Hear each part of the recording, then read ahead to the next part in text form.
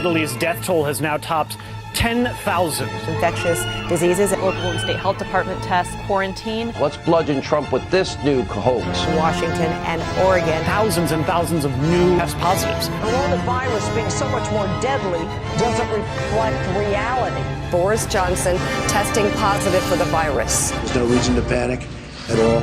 Countries are under lockdown. The Summer Olympics have been postponed. The stock market has plunged into bear territory. The program has always taken the coronavirus seriously. We've never called the virus a hoax. Coronavirus. Coronavirus. Coronavirus. Coronavirus. Coronavirus. Coronavirus. Coronavirus. Coronavirus.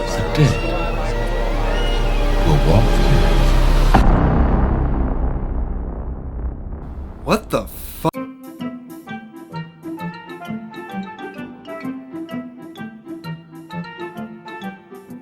The world is in a bit of a wacky place right now. I thought with all the concern going on, I could do my part. But since bigger and better minds than my own have already pumped out super informative content, and I know nothing about viruses, I guess I can talk about something I do know that's relevant. Social distancing. Now, you may be wondering, what are my... I'm a pretty reclusive person.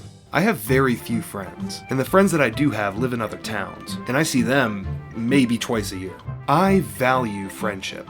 I'm just really bad at maintaining them. Now, hopefully, my social downfalls can be highlighted and displayed to the world for some sort of benefit. Boredom is my mistress. I can sit for hours in my room contemplating what I want to do next, only to have to eventually go to work. Sounds boring, I know. It's great. However, for all my extrovert brothers and sisters out there, I can only imagine the pain an empty room can bring you. Here are some tried and true methods to help everyone of all creeds embrace isolation. We all have our personal levels of clean. I was always being raked over the coals in my younger years for leaving clothes on my bedroom floor. Today, there are clothes all over my floor at home. It's my happy place, and they're easier to identify as dirty. But whatever your comfort zone for clean is, step out of it and make yourself proud. Spend the entire day scrubbing and organizing everything in your house while you listen to music. And when you're done, boom, one day of social successfully distanced. If what you're looking for is staying in your room without a care in the world, this one I highly recommend. I can't tell you how many memories I didn't go outside and make when I would break up with someone. Yes, I did break up with them. That's how it happened. Just leave me alone! Works like a charm. And you've cut your social activity in half, because all of our bitch friends talking behind your back are gone too. Look at this photograph! To all out there who are currently depressed, continue soldiering on, brave soul. The world is looking to you for guidance in these times. You have worth. If that little pep talk made you feel any better about yourself, stop that. Being depressed is not the worst thing ever, but it sure feels like it when you experience it. I'm lucky enough to channel my depression into entertainment. Normally, I wouldn't suggest to people that they be depressed, but normally I wouldn't tell people to clean their houses or break up with their partners either. To anyone who is not depressed, you're in luck. There's never been an easier time to get depressed. Have you seen the meat section at the grocery store? Neither have I. If for some reason you've chosen to follow these suggestions as step-by-step instructions, which I assure you they are not, then congratulations. You're a brooding eligible bachelor with a sparkling clean living space. Time to flaunt the new you from your bedroom. Social media is gonna play a pretty big role in maintaining the general population's sanity. What better way to connect with a person while removing temptation to go see them? Long-distance relationships involving zero physical intimacy are healthy, trustworthy, and forever. They keep you coming back to your room again and again. And before you know it, weeks have gone by. Go ahead now. Good golly. Yes, okay, technically you're talking to yourself, but there are varying degrees of talking to oneself. Talking to yourself in the mirror? Avoid that. Talking to yourself in a corner? Hey, at least you're not a mirror person. But talking to pets? That's just adorable.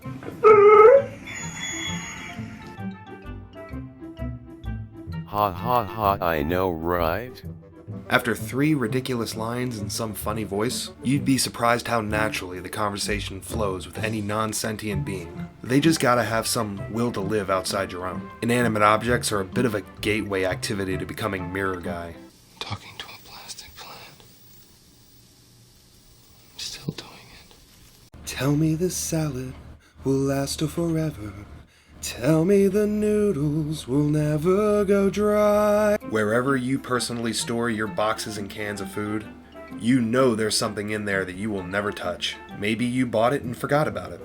Maybe it sounded good at the time, but now that you're looking at it... Quick story. Christmas morning, 2019. Already had Christmas celebrations last night at parents'. Look out the door for my cats. Fine plastic bag with cans. 2-can pumpkin filling. 2-can lima bean. Still in my pantry today. I'm still very conflicted as to how I should feel about this act of generosity. I live paycheck to paycheck, sure, but I never feel like I'm struggling. I just don't have good financial etiquette. Where was I?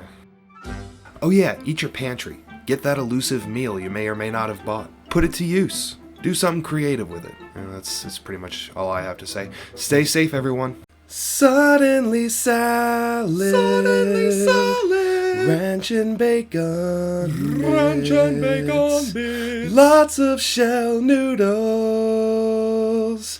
Carrots and peas. Suddenly salad. Suddenly salad. It purifies meals with sweet globs of mayonnaise. It's not a salad. It's not a fucking salad.